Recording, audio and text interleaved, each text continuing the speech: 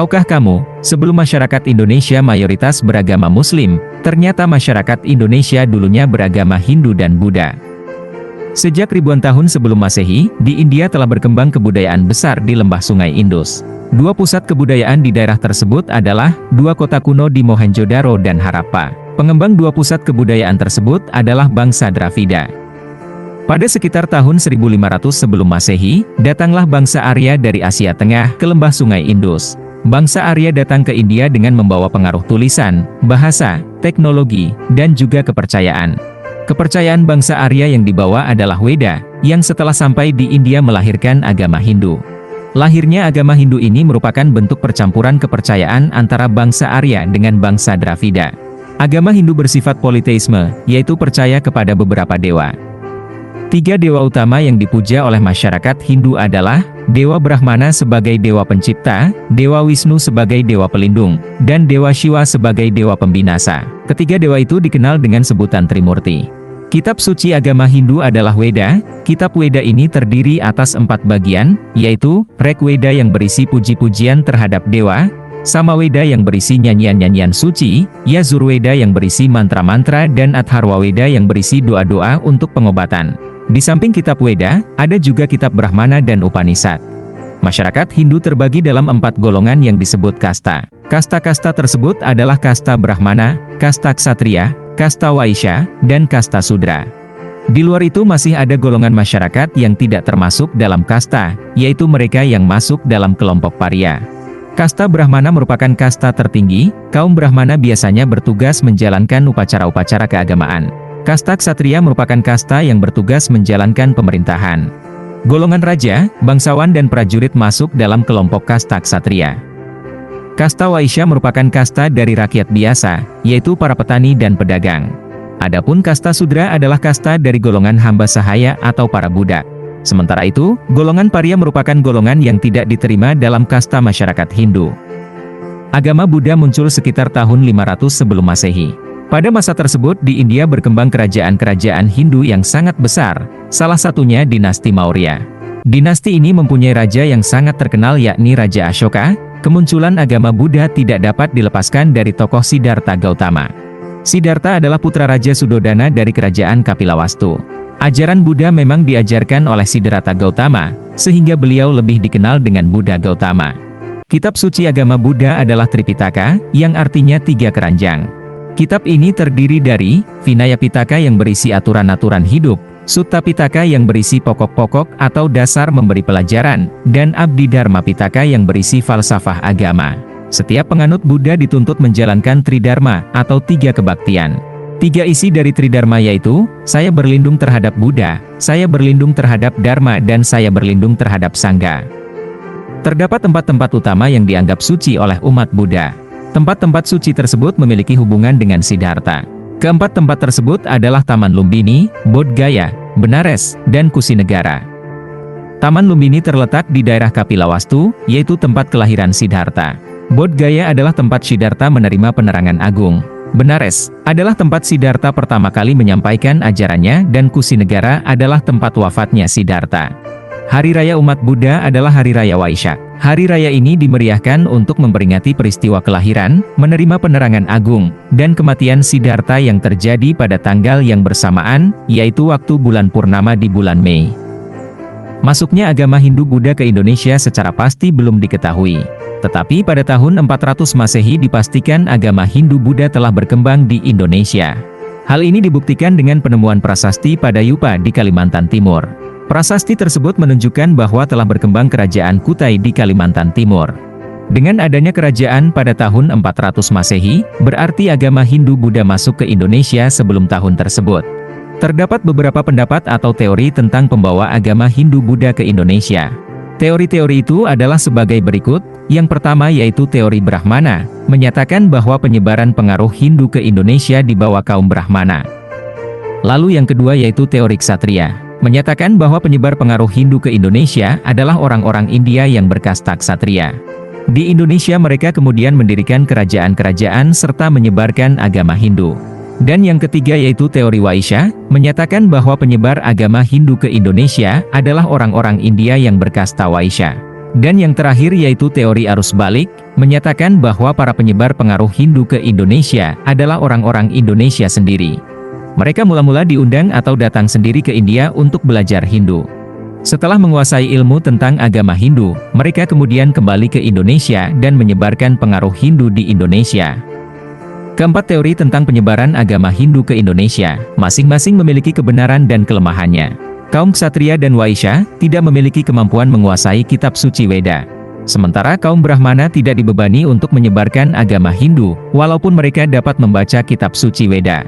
Sedangkan kaum Brahmana pun memiliki pantangan menyeberangi laut.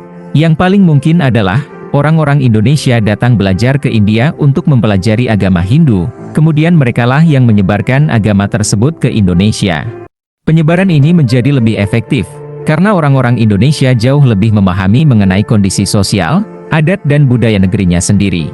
Setelah agama Hindu dan Buddha tersebar di Indonesia, selanjutnya berkembang pula kerajaan-kerajaan Hindu-Buddha di daerah Nusantara.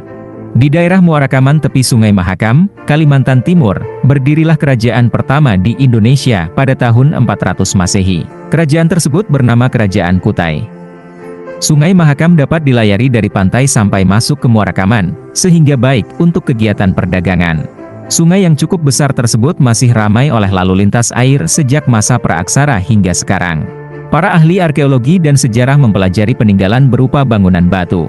Bangunan tersebut disebut yupa, yang berupa sebuah tugu peringatan. Artinya bangunan tugu tersebut didirikan sebagai tanda adanya suatu peristiwa penting, misalnya upacara korban sedekah.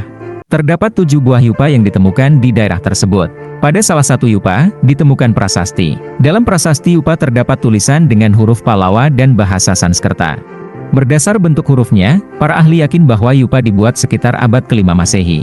Dalam prasasti juga menyebutkan silsilah raja-raja Kutai. Salah satu dari yupa diterangkan bahwa Kudungga mempunyai putra bernama Aswawarman. Aswawarman mempunyai 3 anak dan yang terkenal adalah Mulawarman.